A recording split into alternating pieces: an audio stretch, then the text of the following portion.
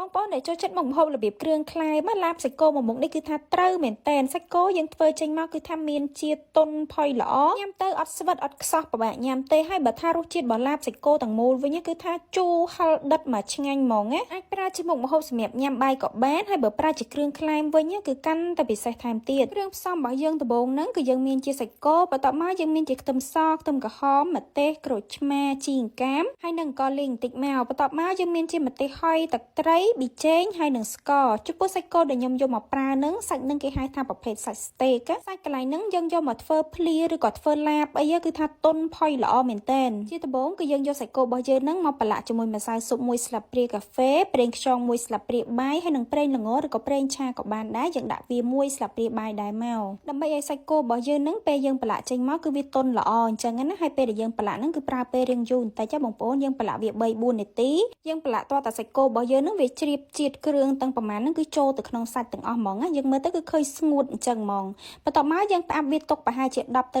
15នាទីសិនយើងមកធ្វើគ្រឿងផ្សេងទៀតចំពោះអង្ករលីងគឺខ្ញុំទិញគេស្រាប់អញ្ចឹងណាតែបើសិនជាបងប្អូនចង់លីងខ្លួនឯងក៏បានដែរគ្រាន់តែថាវាចំណាយពេលរៀងយូរបន្តិចអញ្ចឹងទៅគ្រឿងបន្ទាប់ទៀតហ្នឹងគឺយើងមានជាខ្ទឹមសហើយនិងខ្ទឹមក្រហមយើងប្រើវារៀងច្រើនបន្តិចមកណាបងប្អូនហើយទាំងខ្ទឹមសទាំងខ្ទឹមក្រហមហ្នឹងខ្ញុំហាន់វាជាប្រទះស្ដាងអញ្ចឹងឬក៏បងប្អូនចង់ច្រាំវាដាក់ហ្មងក៏បានដែរហើយចំពោះជីវិញយើងប្រើជាជីអង្កាមក៏បានជីរណាក៏បានដែរបន្ទាប់ពីយើងបានផ្អាប់សាច់គោ15នាទីឲ្យវាចូលជាតិហើយយើងមកដាក់ខ្ទះដើម្បីចៀននេះណាហើយចំពោះការចៀនហ្នឹងបងប្អូនអាចប្រើជាប៊ឺដូចខ្ញុំអញ្ចឹងក៏បានឬក៏ចៀនដោយប្រើប្រេងឆាក៏បានដែរការចៀនសាច់គោម្ខាងហ្នឹងគឺខ្ញុំប្រើពេលប្រហែលជា30វិនាទីបងប្អូនយើងអាចយកមើលបានមើលតពណ៌វានឹងរាងប្រោនមកល្មមយើងលើកវាមកហើយបងប្អូនអាសាដាក់ប៊ឺផងដើម្បីកុំឲ្យខ្លោចអញ្ចឹងណានេះបងប្អូនសបល់គឺយកប៉ុណ្្នឹងមកមើលតែសបល់ប៉ុណ្្នឹងយើងដាក់វាម្ខាងទៀតមកណានិយាយទៅគឺដាក់គ្រប់ជ្រុងទាំងអស់ហ្មងហើយចំពោះភ្លើងអត់ប្រើភ្លើងតិចទេណាបងប្អូនគឺយើងប្រើភ្លើងរាងក្តៅខ្លាំងគឺយើងចៀនយកវាឆ្អិនខាងក្រៅប៉ុន្តែខាងក្នុងគឺវានៅឆៅអញ្ចឹងណាបន្ទាប់ពីយើងចៀនបានគ្រប់ជ្រុងអស់ហើយយើងលើកវាមកទុកមកប៉ុន្តែយើងអត់តន់ហាន់ភ្លាមទេណាបងប្អូនគឺទុកវាប្រហែលជា10នាទីសិនចាំយើងយកមកហាន់យើងធ្វើអញ្ចឹងទៅធ្វើឲ្យសាច់គោរបស់យើងនឹងវាអត់ហៀឈាមចេញអញ្ចឹងណាហើយសាច់របស់យើងដូចដែលបងប្អូនបានឃើញអញ្ចឹងគឺខាងក្នុងវានៅឆៅប៉ុន្តែវាឆ្អិនខាងក្រៅអញ្ចឹងណាយើងធ្វើអញ្ចឹងទៅសាច់របស់យើងនឹងគឺទន់ល្អផុយហើយគឺវានៅមានជាតិឆ្ងាញ់អញ្ចឹងទៅវាអត់រឹងវាអត់ខ្សោះអញ្ចឹងណាចំពោះឡាបសាច់គោហ្នឹងបើសិនជាបងប្អូនមានទឹកប្រហុកយើងប្រើជាទឹកប្រហុកមកវាឆ្ងាញ់ជាងទឹកត្រីអញ្ចឹងណាតែបើអត់មានទេអាចប្រើទឹកត្រីក៏បានដែរចំពោះទឹកប្រហុកហ្នឹងខ្ញុំប្រើចំនួន3ស្លាបព្រាបាយប៊ីចេង1ស្លាបព្រាកាហ្វេហើយនឹងស្ករហ្នឹងខ្ញុំដាក់កន្លះស្លាបព្រាបាយបន្ទាប់មកខ្ញុំច្របាច់ក្រូចឆ្មាចូ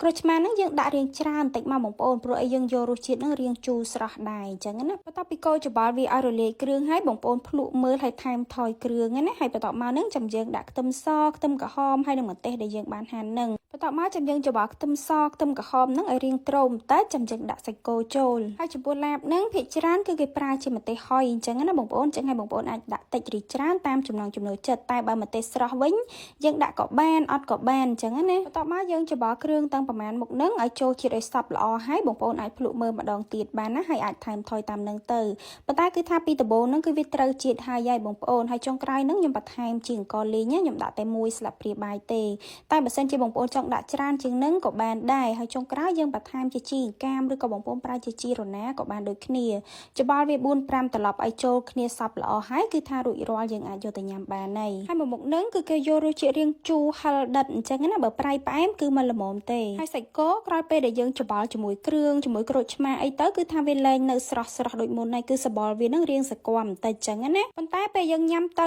គឺថាទន់ផុយល្អមែនតើហ្នឹងហើយបងប្អូននេះគឺឡាបសាច់គោរបស់ខ្ញុំគឺថាបានធ្វើរួចរាល់ហើយណាហើយតំណមែនតើបងប្អូនមើលតែគឺថាគួរចង់ញ៉ាំហ្មងណាឥឡូវខ្ញុំមកខ្លួនទៅចង់ដឹងថារសជាតិរបស់ឡាបសាច់គោនឹងមិនដែរអញ្ចឹងណាហើយសាច់របស់យើងមើលទៅឃើញប្រទះឡើងធំហ្មងនេះដូចដែលបងប្អូនបានឃើញអញ្ចឹងប៉ុន្តែអត់ស្វិតទេណាធានាហ្មងថាអត់ស្វិតសម្រាប់រសជាតិហ្នឹងគឺថាមកដិតឆ្ងាញ់ហ្មងណាបងប្អូននិយាយទៅរសជាតិគឺមកត្រូវជាតិហ្មងជូរហឹរហើយផ្អែមប្រៃអីគឺមកល្មមឯណាហើយបាសាច់គោវិញបងប្អូនណានិយាយថាផុយមែនតើយើងញ៉ាំទៅអត់មានអារម្មណ៍ថាស្វិតអីណាគឺឡើងផុយទុនហើយឡើងមានជាតិហ្មងនិយាយទៅគឺឆ្ងាញ់មែនតើហ្មងណាហើយសម្រាប់សាច់ដែលខ្ញុំយកមកប្រើហ្នឹងខ្ញុំបញ្ជាក់បងប្អូនម្ដងទៀតអាហ្នឹងគេហៅថាសាច់ស្តេកអញ្ចឹងណាបើសិនជាបងប្អូនយកសាច់កន្លែងផ្សេងអាចនឹងស្វិតអញ្ចឹងទៅ ជាតិសាហាវផងបងប្អូនហើយសម្រាប់សាច់គោបងប្អូនជៀនឲ្យបានប៉ិនដូចខ្ញុំបានប្រាប់មកណាគឺថាយើងអត់ជៀនយកឆ្អិនទេយើងជៀនយកឆ្អិនខាងក្រៅប៉ុន្តែខាងក្នុងវាគឺនៅឆៅអញ្ចឹងណាពេលដែលយើងយកវាមកលាយជាមួយក្រូចឆ្មាមួយម្ទេសមួយគ្រឿងអីប៉ុណ្ណេះមកគឺវាឆ្អិនហើយបងប្អូនហើយសាច់ហ្នឹងគឺនៅតុនផុយល្អហើយវាមានចង់និយាយថាវាមានជាតិគេហៅថា juicy នៅក្នុងនឹងអញ្ចឹងណាវាអត់រឹងហើយវាអត់ខ្សោះទៀតបើសិនជាបងប្អូនជៀនយកសាច់គោឆ្អិនហ្មងយកមកធ្វើខ្ញុំតែនិយាយថាខ្សោះហើយរឹងទៀតជាតិមែនតើហ្មងបងប្អូន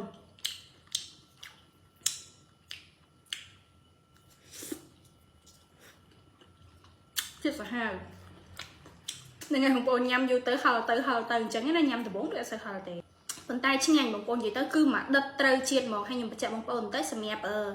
ឡាបសាច់គោហ្នឹងមិនបាច់ដាក់អំបិលទេបងប្អូនហើយក៏មិនបាច់ដាក់ម្សៅស៊ុបដែរបើសិនយើងមានទឹកប្រហុកដាក់ទឹកប្រហុកទៅវាឆ្ងាញ់ជាងទឹកត្រីអញ្ចឹងណាតែបើអត់មានទឹកប្រហុកទេអាចប្រើទឹកត្រីក៏បានដែរគ្រាន់តែថាទឹកត្រីវាអត់សូវមានជាតិដូចទឹកប្រហុកទេហើយ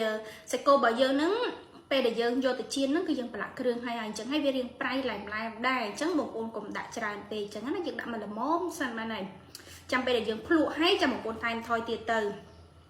បើនិយាយពីរសជាតិវិញនិយាយទៅអេតមិននិយាយបដាលេបទឹកមាត់បដាគឺជាតិសាហាវហ្មងបងប្អូន